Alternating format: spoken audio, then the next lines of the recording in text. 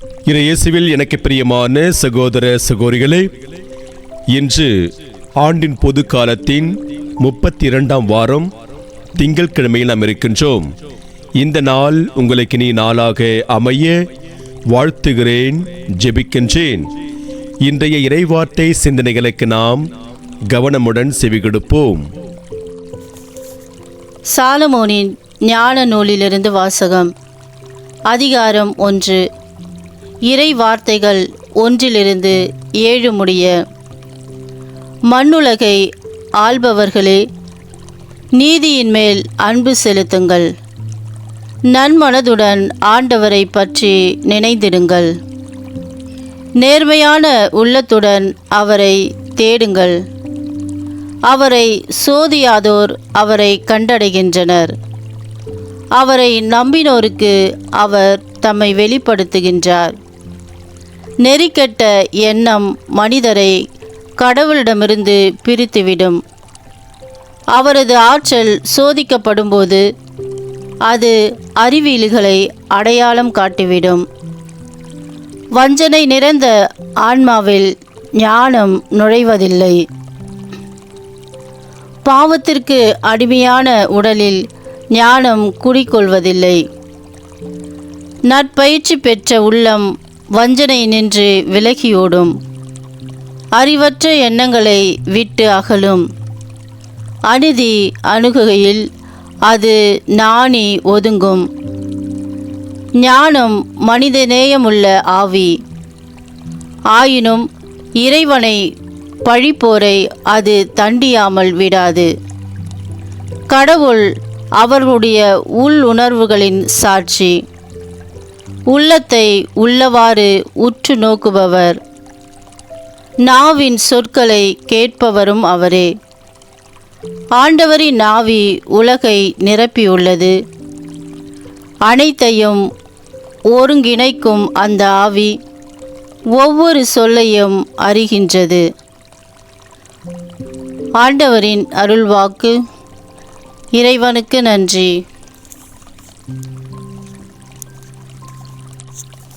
திருப்பாடல் 139. என்றும் உள்ள வழியில் என்னை நடத்தும் ஆண்டவரே. ஆண்டவரே, நீர் என்னை ஆய்ந்து அறிந்திருக்கின்றீர். நான் அமர்வதையும் எழுவதையும் நீர் அறிந்திருக்கின்றீர். என் நினைவுகளை எல்லாம் தொலையிலிருந்து ஊய்த்துணர்கின்றீர். நான் நடப்பதையும் படுப்பதையும் நீர் அறிந்துள்ளீர். பல்லவி. என்றும் உள்ள வழியில் என்னை நடத்தும் ஆண்டவரே. என் வழிகள் எல்லாம் உமக்கு தெரிந்தவையே. ஆண்டவரே, என் வாயில் சொல் உருவாகும் முன்பே அதை முற்றிலும் அறிந்திருக்கின்றீர். எனக்கு முன்னும் பின்னும் என்னை சூழ்ந்திருக்கின்றீர். உமது கையால் என்னை பற்றி பிடித்திருக்கின்றீர். என்னை பற்றிய உம் அறிவு எனக்கு மிகவும் வியப்பாய் உள்ளது. அது உன்னதமானது, என் அறிவுக்கு எட்டாதது. பல்லவி. என்றும் உள்ள வழியில் என்னை நடத்தும் ஆண்டவரே. உமது ஆற்றலை விட்டு நான் எங்கே செல்லக்கூடும்? உமது திருமுன்னிலிருந்து நான் எங்கே தப்பியோட முடியும்? நான் வானத்திற்கு ஏறி சென்றாலும் நீர் அங்கே இருக்கின்றீர். பாதாளத்தில் படுக்கையை அமைத்து கொண்டாலும் நீர் அங்கேயும் இருக்கின்றீர். பல்லவி. என்றும் உள்ள வழியில் என்னை நடத்தும் ஆண்டவரே. நான் கதிரவனின் இடத்திற்கு பறந்து சென்றாலும், மேற்கே கடலுக்கு அப்பால் வாழ்ந்தாலும், அங்கேயும் உமது கை என்னை நடத்தி செல்லும். உமது வலக்கை என்னை பற்றி கொள்ளும். பல்லவி. என்றும் உள்ள வழியில் என்னை நடத்தும் ஆண்டவரே. அல்லேலூயா, அல்லேலூயா. வாழ்வின் வார்த்தையை பற்றி கொள்ளுங்கள். உலகில் ஒளிரும் சுடர்களாக துலங்குவீர்கள். அல்லேலூயா. ஆண்டவரே, நற்செய்தியை தகுந்த விதத்தில் எடுத்து சொல்ல என் உள்ளத்தையும் உதட்டையும் தூய்மையாக்கும்.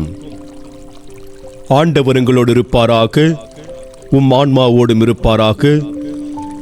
தூய லூக்கா எழுதிய பரிசுத்த நற்செய்தியிலிருந்து வாசகம். ஆண்டவரே, மாட்சி உமக்கே. லூக்கா நற்செய்தி அதிகாரம் 17, இறை வார்த்தைகள் 1-6 முடிய. அக்காலத்தில் இயேசு தம் சீடரை நோக்கி கூறியது: பாவம் சோதனை வருவதை தவிர்க்க முடியாது. ஆனால் ஐயோ, அதற்கு காரணமாய் இருப்பவருக்கு கேடு. அவர் சிறியோருள் எவரையாவது பாவத்தில் விழ செய்வதை விட அவ்வாறு செய்பவரது கழுத்தில் ஓர் எந்திரக்கல்லை கட்டி அவரை கடலில் தள்ளிவிடுவது அவருக்கு நல்லது. எனவே நீங்கள் எச்சரிக்கையாய் இருங்கள். உங்களுடைய சகோதரர் சகோதரிகளுள் ஒருவர் பாவம் செய்தால் அவரை கடிந்து கொள்ளுங்கள். அவர் மனம் மாறினால் அவரை மன்னியுங்கள். ஒரே நாளில் அவர் 7 முறை உங்களுக்கு எதிராக பாவம் செய்து 7 முறையும் உங்களிடம் திரும்பி வந்து நான் மனம் மாறிவிட்டேன் என்று சொல்வாரானால் அவரை மன்னித்து விடுங்கள். திருத்தூதர்கள் ஆண்டவரிடம் எங்கள் நம்பிக்கையை மிகுதியாக்கும் என்று கேட்டார்கள். அதற்கு ஆண்டவர் கூறியது: கடுகளவு நம்பிக்கை உங்களுக்கு இருந்தால் நீங்கள் இந்த காட்டு அத்திமரத்தை நோக்கி, நீ வேரோடே பெயர்ந்து போய் கடலில் வேரூன்றி நில் என கூறினால் அது உங்களுக்கு கீழ்ப்படியும். ஆண்டவரின் அருள்வாக்கு. கிறிஸ்துவே உமக்கு புகழ். நீர் என்னை ஆய்ந்து அறிந்திருக்கின்றீர்கள். கடவுளுக்கு எதுவும் மறைவாய் இல்லை. இயேசுவில் எனக்கு பிரியமான சகோதர சகோதரிகளே, அந்த குருகுலத்தில் தங்களது பயிற்சி காலத்தை முடித்துக்கொண்டு பணித்தலங்களுக்கு கிளம்ப தயாராக இருந்த 2 சீடர்களையும் தன்னிடம் அழைத்த துறவி அவர்களுடைய கையில் ஆளுக்கொரு புறாவை கொடுத்து, உங்கள் ஒவ்வொருடைய கையிலும் கொடுக்கப்பட்டிருக்கும் இந்த புறாவை கடவுள் இல்லாத இடத்திற்கு கொண்டு போய் கொன்றுவிட்டு வர வேண்டும் என்றார். இதற்கு அந்த 2 சீடர்களும் சரி என்று ஒப்புக்கொண்டு தனித்தனியே பிரிந்து சென்றனர். ஒரு சீடர் போன வேகத்தில் வெறும் கையுடன் திரும்பி வந்தார். துறவி அவரிடம், கடவுள் இல்லாத இடத்தை உன்னால் காண முடிந்ததா என்றார். ஆமாம், நீங்கள் கொடுத்த புறாவுடன் நான் நடந்து கொண்டிருக்கும்போது அருகில் உள்ள மலையில் ஒரு குகையை கண்டேன். அதில் ஒரு பூச்சி கூட இல்லை. அப்படிப்பட்ட இடத்தில் கடவுளும் இருக்க வாய்ப்பில்லை என்று அதற்குள் வைத்து புறாவை கொன்று போட்டுவிட்டேன் என்றார். நேரம் கடந்தது. மற்றொரு சீடர் வரவே இல்லை.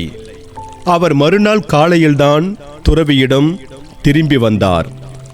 ஆனாலும் அவர் கையில் துறவி கொடுத்த புறாவுடன் தான் வந்தார். உன்னால் கடவுள் இல்லாத இடத்தை காண முடியவில்லையா என்று துறவி அந்த சீடரை பார்த்து கேட்டபொழுது அச்சீடர் ஆமாம் சுவாமி என்று சொல்லிவிட்டு தொடர்ந்தார். நீங்கள் கொடுத்த புறாவுடன் கடவுள் இல்லாத இடம் என்று காடு, மேடு, மலை, கடல், அருவி என எங்கெல்லாமோ தேடி அலைந்தேன். ஆனால் கடவுள் இல்லாத இடம் என்று எதையும் காணவில்லை. அதனால்தான் நான் இந்த புறாவை கொல்லாமல் அப்படியே திரும்பி எடுத்துக்கொண்டு வந்துவிட்டேன் என்றான். இரண்டாவதாக வந்த சீடர் சொன்னதை கேட்டு மகிழ்ச்சி அடைந்த துறவி, நீ முழுமையாக தேர்ச்சி பெற்றுவிட்டாய், அதனால் நீ இங்கிருந்து போகலாம் என்றார்.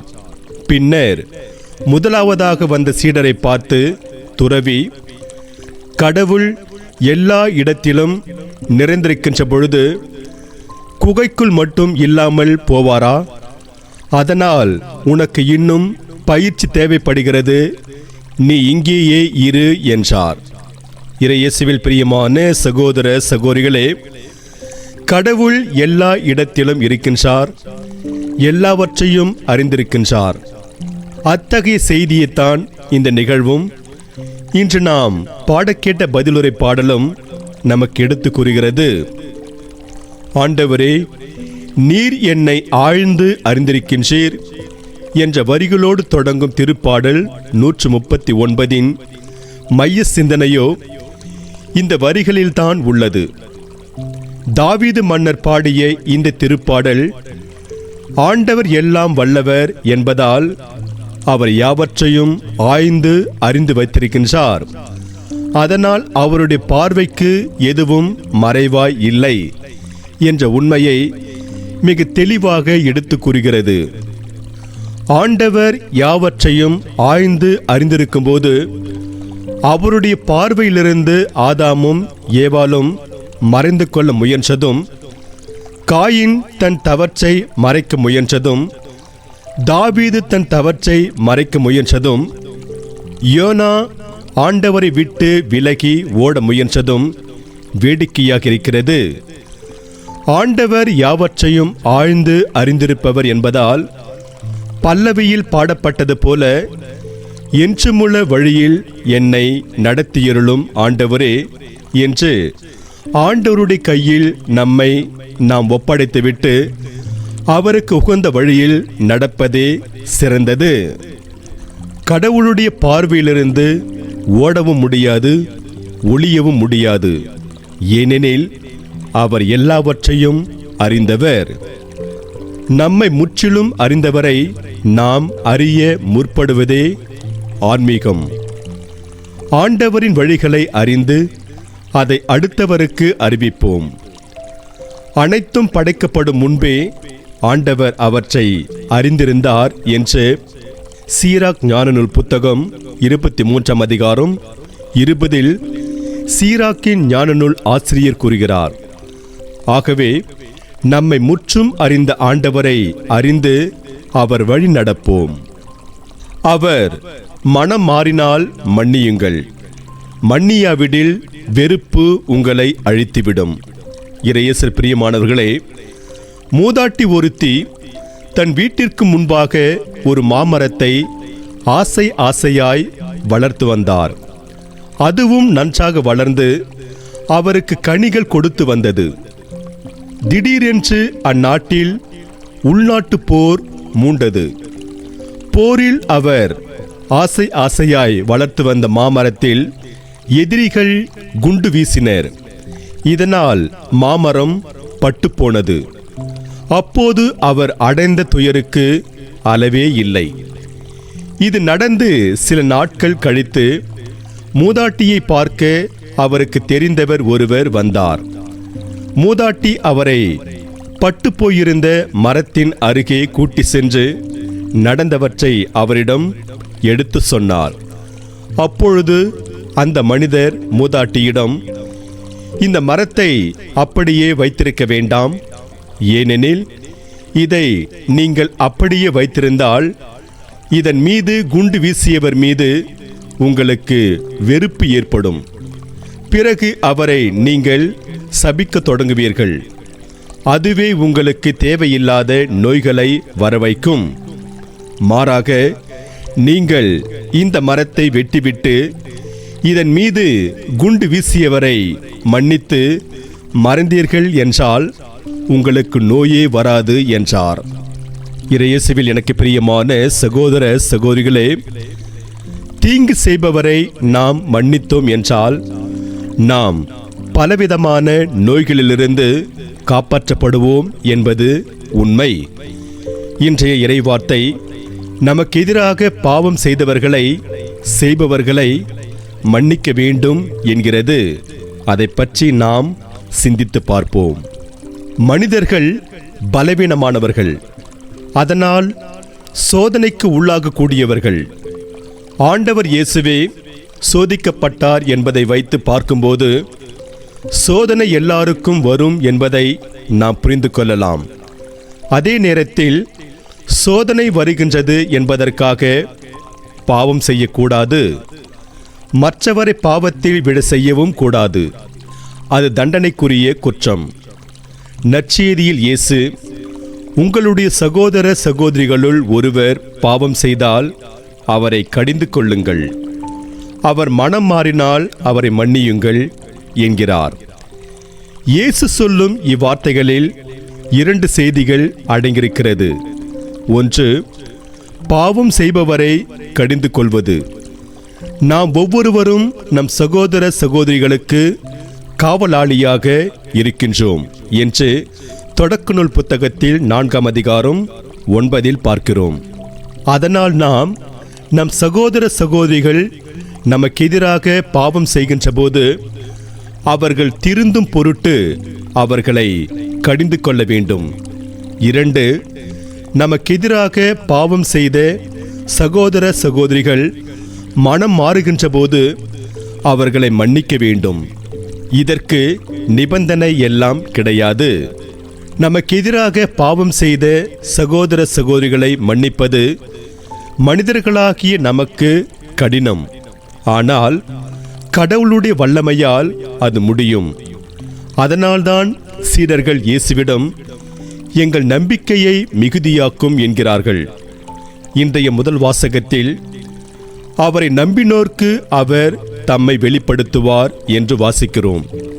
ஆம், இறையேசில் பிரியமானவர்களே, மனிதர்களாகி நம்மால் நமக்கு எதிராக பாவம் செய்தவர்களை மன்னிப்பது கடினம். ஆனால் ஆண்டவர் மீது நம்பிக்கை கொண்டு வாழும்போது அவர் தம் திருவுளத்தை நமக்கு வெளிப்படுத்துவார். அப்பொழுது நம்மால் நமக்கு எதிராக பாவம் செய்தவர்களை நம்மால் எளிதாக மன்னிக்க முடியும். எனவே நாம் நமக்கு எதிராக பாவம் செய்தவர்களை மன்னிப்பதற்கான ஆற்றலை கடவுளிடம் கேட்போம். இன்று நமக்கு கொடுக்கப்படுகின்ற இறை சிந்தனையாக, மன்னிக்கின்ற போது நாம் கடவுளின் மக்களாகின்றோம். ஏனெனில் அவர் தம்மை வெறுப்போரையும் சபிப்போரையும் மன்னிப்பவர். வெறுப்பினால் அல்ல, மன்னிப்பினால் மட்டுமே இந்த மானுடம் தழைக்கும். கணக்கு வைத்து மன்னிப்பவன் மன்னிக்காதவனே. இன்று நமக்கு கொடுக்கப்படுகின்ற இறை வார்த்தையாக, கடவுள் உங்களை கிறிஸ்து வழியாக மன்னித்தது போல நீங்களும் ஒருவரை ஒருவர் மன்னியுங்கள் என்று எபேசியர் புத்தகத்தில் 4ஆம் அதிகாரம் 32வது வசனத்தில் தூய பவுல் கூறுகிறார். எனவே இறையேசு பிரியமான சகோதர சகோதரிகளே, கடவுளிடமிருந்து மன்னிப்பை பெற்றிருக்கும் நாம் அதை பிறருக்கும் வழங்கி இறையருளை நிறைவாக பெறுவோம். இறைவன் உங்கள் அனைவரையும் நிறைவாக ஆசீர்வதிப்பாராக. ஆமென்.